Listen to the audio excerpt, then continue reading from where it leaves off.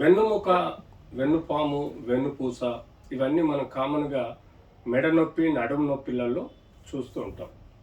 వీపు నొప్పి అనేది కొంత తక్కువ ఉంటుంది. కామన్‌గా మనం నడుము నొప్పి ఎక్కువగా చూస్తూ ఉంటాం. మెడ నొప్పి కొంత తక్కువ పర్సెంటేజ్ ఉంటుంది. వీపులో చాలా తక్కువ పర్సెంటేజ్‌లో నొప్పులు చూస్తుంటాం. సో, వెన్నుముక నొప్పిని మనం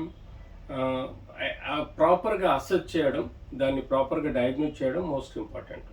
సో, మనకు వెన్నుపూసలో గానీ, వెన్నుముకలో గానీ మనకు spondylosis, spondylitis, spondylolisthesis, osteoporotic wedge compression fractures, అలాగే ఇన్ఫెక్షన్స్ లైక్ ట్యూబర్క్లోసిస్ వలన గానీ, లేకపోతే బ్యాక్టీరియల్ ఇన్ఫెక్షన్ వలన గానీ సమస్యలు రావడం, డిస్క్ ప్రొలాప్స్ రావడం, అలాగే మనకు బోనీ ట్యూమర్స్ రావడం, స్పైనల్ కార్డ్ ట్యూమర్స్ రావడం, ఇట్లాంటి ఎన్నో వ్యాధులు చూస్తుంటాం. దీనికి తోడుగా మనం లుంబాగో అని మజిల్ స్పాజమ్ను కూడా చూస్తూ ఉంటాం. సో, ఇలాంటి పరిస్థితుల్లో మనం ప్రాపర్‌గా డయాగ్నోస్ చేయడం చాలా ఇంపార్టెంట్. సో, మనం ఎక్కువగా చూసిన వాటిల్లో యూజువల్‌గా స్పాండిలోసిస్ అనేది మోస్ట్ కామన్‌గా 35-40 ఏళ్ల తర్వాత వచ్చేది. స్పాండిలైటిస్ వచ్చేది మనకు సేమ్ 35-40 సంవత్సరాల్లో వస్తుంది. ఆస్టియోపోరోసిస్, బోన్ ఫ్రాక్చర్స్ యూజువల్‌గా 60 ఏళ్లలో వచ్చే డిజీజ్. 45-50 ఏళ్ల తర్వాత ముసలి వాళ్ళలో వచ్చే డిజీజ్ అండి. ఇన్ఫెక్షన్స్ ఎర్లీ ఏజ్లో చిన్నప్పుడు కూడా రావచ్చు, మధ్య వయసులో కూడా రావచ్చు. ఆ ఇన్ఫెక్షన్స్ బ్యాక్టీరియల్ కావచ్చు, ట్యూబర్క్లోసిస్ కావచ్చు. అంతేకాకుండా కీళ్ళవాతం ఏదైతే రుమటాయిడ్ కానీ, సోరియాటిక్ ఆర్థరైటిస్ కానీ, లేకపోతే గౌటీ ఆర్థరైటిస్ కానీ ఇలాంటి ఎన్నో రోగాలు వలన కూడా కీళ్ళల్లో, వెన్నుపూసలోని కీళ్ళు కూడా దెబ్బతిని మనకు సమస్యలు రావచ్చు. సో, బోన్ ట్యూమర్స్ అంటే బోన్ లోపల గడ్డలు. సో, మనకు ఎక్కువగా ఈ బోన్ లోపల గడ్డలు కూడా ఎక్కువగా మనం చూస్తూ ఉంటాం.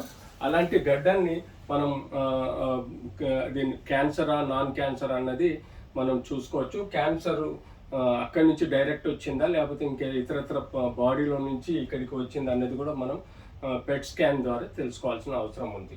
సో, ట్యూమర్స్ ఇవన్నీ చూస్తూ మనం ముఖ్యంగా ఇది అసలు ఏ రకమైన ప్రాబ్లం అనేది మనం రూల్ అవుట్ చేసుకోవాలంటే బేసిక్గా ఆ యొక్క వెన్నుముక యొక్క పార్ట్ని మనం ఎక్స్రే తీయడం.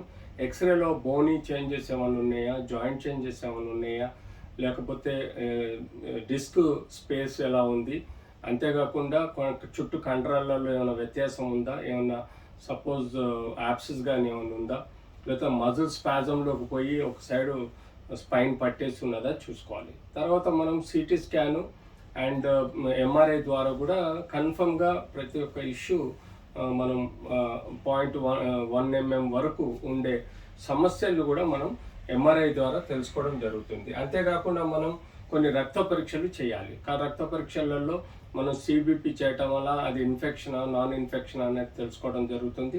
అలాగే ఈఎస్ఆర్, సిఆర్పి లెవెల్ చూసి ప్రోగ్రెసివా, రిగ్రెసివా, డిజీజ్ ప్రాసెస్ ఎలా ఉంది, దాని యొక్క మందుల ప్రభావం కూడా మనం తెలుసుకోగలుగుతాం. అంతేకాకుండా కొన్ని ఆల్కలైన్ ఫాస్ఫేట్ లాంటివి హెచ్చు తగ్గులు ఉంటే ట్యూమర్ కండిషన్లో మనకు వ్యత్యాసం తెలుస్తుంది. సో, కొన్ని రక్త పరీక్షలు మనకు కీళ్ళవాతము, రుమటాయిడా, లేకపోతే సోరియాటిక్ ఆర్థరైటిసా, లేకపోతే అది గౌటీ ఆర్థరైటిసా అనేది మనం తెలుసుకోవాల్సిన అవసరం బ్లడ్ టెస్టులా తెలుసుకుంటాం. సో, ఎప్పుడైతే మనం మోస్ట్ కామన్గా మనం వెన్నుముక ప్రాబ్లంలో డిస్క్ ప్రొలాప్స్ అనేది కామన్ చూస్తాం. డిస్క్ అంటే ఇది ఒక ఒక స్పాంజీ విత్ లిక్విడ్ ఉంటుందండి. అది లైక్ మనం వెహికల్కి ఎలాగైతే షాక్ అబ్జర్వర్ ఉంటుందో దానిలో మధ్యలో ఆయిల్ ఉండి చుట్టూ ఆయిల్ సిల్ ఉంటుందో అలాగే డిస్క్లో కూడా మనకు ఇది ఆయిల్ ఉంటుంది. ఆయిల్ లాగా జెల్ అండి. దీని చుట్టూ మనకు ఈ యొక్క యాన్యులర్ రింగ్ ఉంటుంది. ఈ రింగ్ పగిలిపోవటం వల్ల, ఫైబర్స్ పగిలిపోవటం వల్ల కొద్దిగా బల్జింగ్, ప్రొట్రూజను, ఎక్స్ట్రూజను అండ్ సిక్వెస్ట్రైజేషన్ ఇలా 4 స్టేజెస్లో మనకు ఈ యొక్క టిష్యూ బయటకు వచ్చేసి పక్కనున్న నరాన్ని, ఇది వెన్నుపూస అండి, ఈ వెన్నుపూసను నొక్కడం వల్ల డిస్క్ ప్రొలాప్స్, పెయిన్ వచ్చే ఆస్కారం ఎక్కువగా ఉంటుంది. సో, మనము అలాగే తీసుకుంటే మనము ఈ ఎముకలలో ఇన్ఫెక్షన్ కానీ, డిస్క్లో ఇన్ఫెక్షన్, బ్యాక్టీరియల్ ఇన్ఫెక్షన్ అనుకోండి, ట్యూబర్క్లోసిస్ అనుకోండి, ఆ ఇన్ఫెక్షన్స్ వలన కూడా మనకు సమస్యలు ఏర్పడతాయి. దాని తగ్గట్టుగా మనం ట్రీట్మెంట్ ఇవ్వాల్సిన అవసరం ఉంటుంది.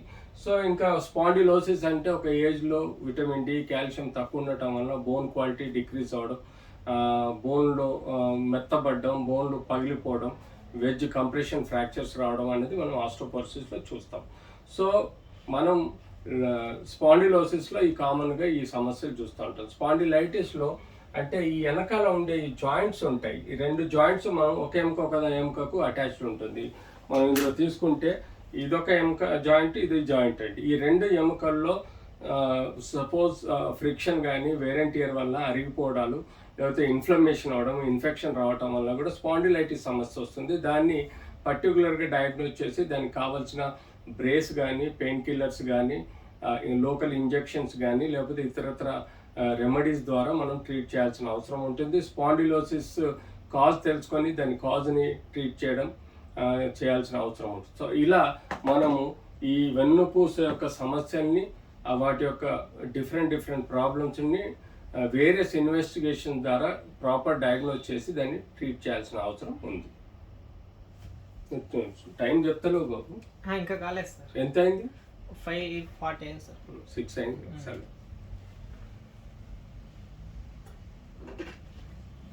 ఒక పని చేయి, 4 minutes, 5 minutes, 6 minutes ఇట్లా చూపించు.